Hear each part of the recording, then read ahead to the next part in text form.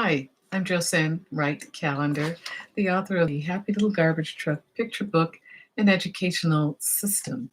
It's a picture book, children's activity guide, and a teacher's guide for the lessons in teaching literacy and social skills.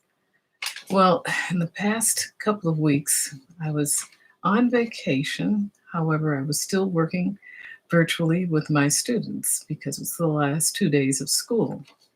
It was a challenge, and connectivity problems and issues, and just logistics. But we made it through. But the last time we were together, I said that I was going to show an example of how to work with different students virtually that could possibly be having issues with engagement.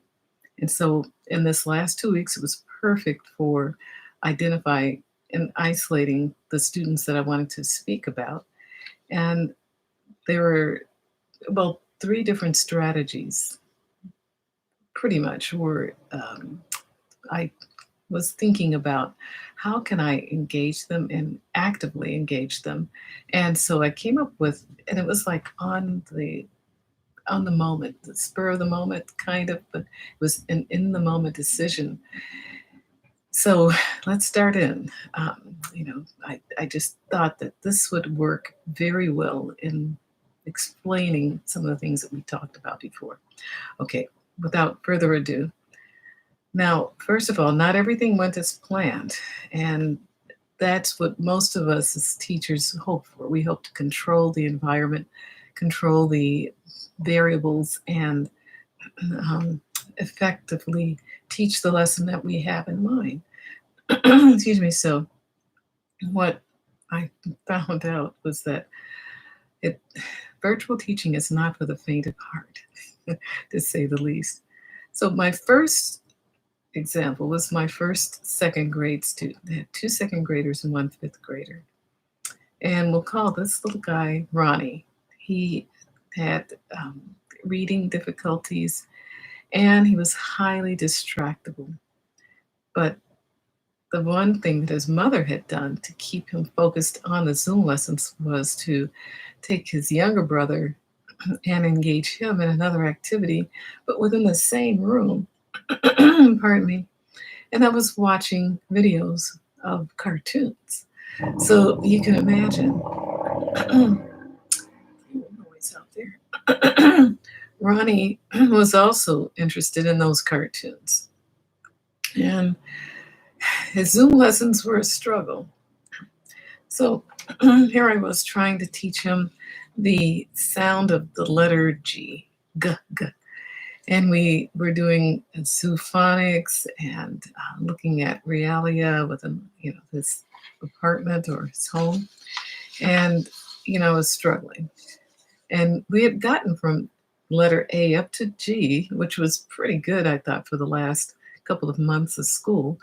And he could remember a lot of the motions that we did with the zoophonics, and that we added a few more in there. It was just to keep in his mind what those sounds were by doing the animation and the action. Like A, it's ah, ah, but we also did the ah.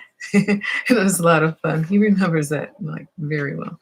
So when we got to G, I was trying to figure out how to make that sound come alive when his little brother walked through with a pair of sunglasses and, distracted Ronnie, and he started giggling and laughing because his little brother turned the glasses upside down.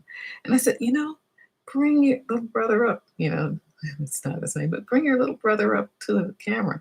That's a guh sound that he has on his face. What are those? And he said, glasses, sunglasses. I said, yeah, glasses. Then I put on my glasses. And I could see to this very moment, little Ronnie and his little brother crammed up into that one little iris of my virtual screen, trying to get these sounds, looking at my virtual whiteboard, and me doing activities and actions to kind of remind them what the g sound was of the word that I was pointing to. But we had a lot of fun. So, long story short, what I learned was to be flexible And that's something that we've spoken about a lot in these blogs, as well as that it takes a great deal of patience and compassion and courage, and which is what I've also been detailing to figure out how to reach a child in this format. So tomorrow we'll talk about the next student example of what to do when you're doing virtual teaching. And I don't know if we're going to continue with the virtual teaching this fall, but these are tips that I've learned which were amazingly helpful to me. So please subscribe, please comment, and I'd love to meet you right back here tomorrow. Take care. Bye bye.